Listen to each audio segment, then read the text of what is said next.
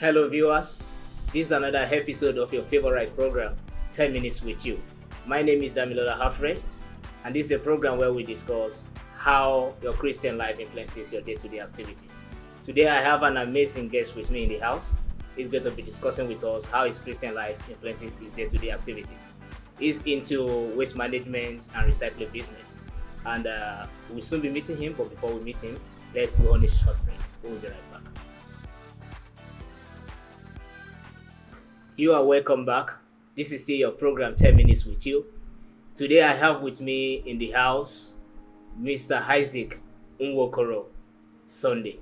He will be telling us about his experience, how his Christian life has influenced his day-to-day activities. Mr. Isaac, you are welcome. Thank you. It's good having you in the house this morning. It's a pleasure. Let me ask you some of these questions. I have a lot of questions, a whole lot of questions to ask you. Okay, but let me start this way. As a waste manager, what does your work entail? Okay. This is a peculiar business actually, and the duty of I is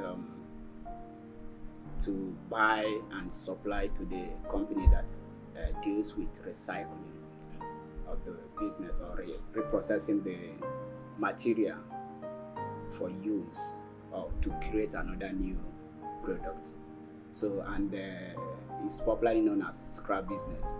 So we buy from the maybe people, and then after which we gather all those things and then supply it to the company that are involved in recycling and reprocessing it for a new product. So basically, you are into collection of these scraps. Yes. Collection of scrap. Let me ask, what kind of waste do you collect?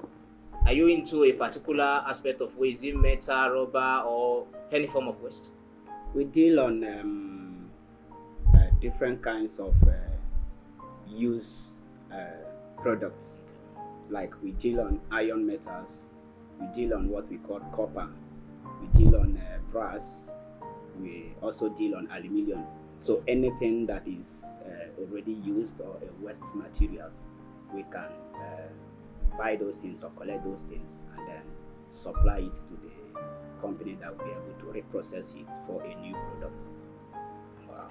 So this business, how long have you been into it? And what inspires you to go into it? Well, precisely the business, I joined it when I was in university. That should be 2016.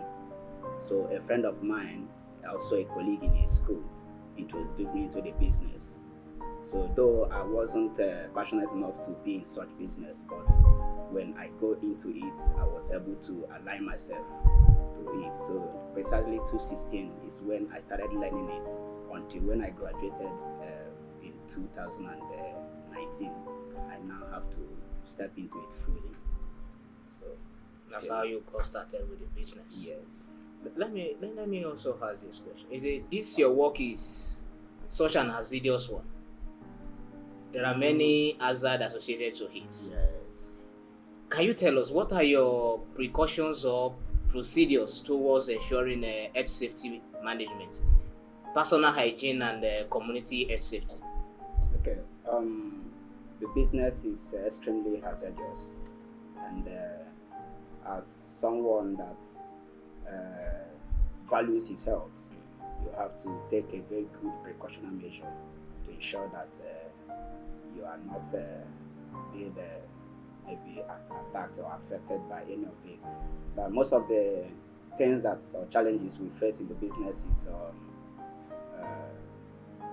the dust, Okay. and then most of the time accidental issues in terms of trying to gather the materials and then pack it, or the time of arranging it, something like that. Like sometimes you can maybe buy a vehicle, a scrap vehicle, and then after the pieces of the vehicle, for you to pack it into the maybe a place of pieces to the place you're going to arrange it. Yeah. You maybe get caught in those processes.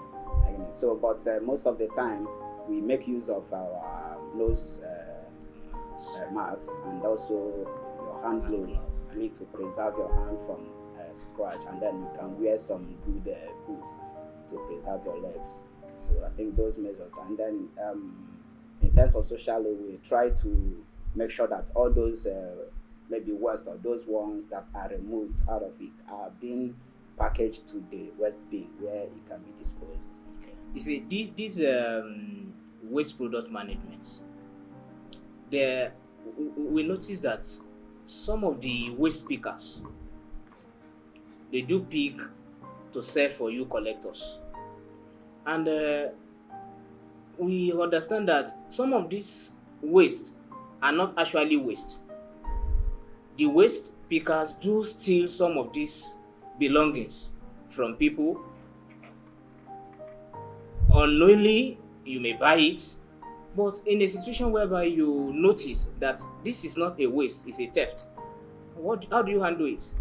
Well, that is one of the major challenges we are having in the business. And then we are, especially where I am working, we take a drastic measure to sanitize such, because when you know that this is the business you do, and then one of the things you study is what are the risks involved in it. And then having known some of those things, for me, it has helped me in a long way. If I look at you, I will always work with my instincts. And then there's some materials you can bring to the shop. Then I will tell you, how did you get this? And then secondly, the union we are able to incorporate go a good measure by trying to do what? Question you if that material you're carrying is something that we are suspecting to be robbed or maybe stolen. You understand? So, and the same way we have police agency, we have security agencies that are always at alert, working with us. So in case of any such, we can easily report immediately and the person will be apprehended.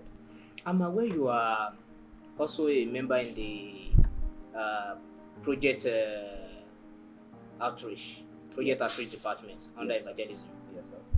How do you cope with your busy schedule of scrapping business? Yes, sir. In terms of this, it depends on what you decide to do. Okay.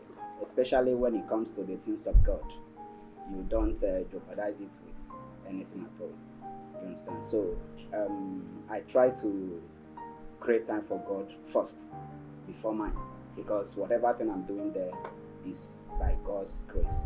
So if it is time for church activities or like project activities, which as you rightly mentioned, I quit every business and then go for it. One of the major challenges of this project outreach is, let me call it, clashing of events. Yes. How will you handle it, or how have you been handling it in your department in a situation where you go to a particular spot and there is an event already taking place there, either another evangelism or like a party? What will you do? Or you are asked to leave the place, don't do it in front of my house. How do you handle that? Okay, just as it was said in the Bible that wherever you go to and you are accepted, you rest in there. So, but I think the challenges is managed properly, because most of the time we go for outreach. There is always a venue we choose, and then we've not been able to have such challenges of maybe people doing a program there. But if eventually there are people, just like, okay, think last time ago we went to Ubezej. They are doing their New Yams Festival at the venue we're supposed to. So we have to change the venue and come down to another place, and then we're able to do the needful of that day. Mr. Isaac, it's been very, very interesting having you on the program today. Thank you, sir. And I believe next time when we invite you, you will be here to discuss with us more. Of course, sir. Viewers, that's Mr. Isaac Unwokoro. He has been telling us about his day-to-day activities and his Christian life impacts. And I believe that by next week he will join us for another edition of this program. Have a very wonderful time.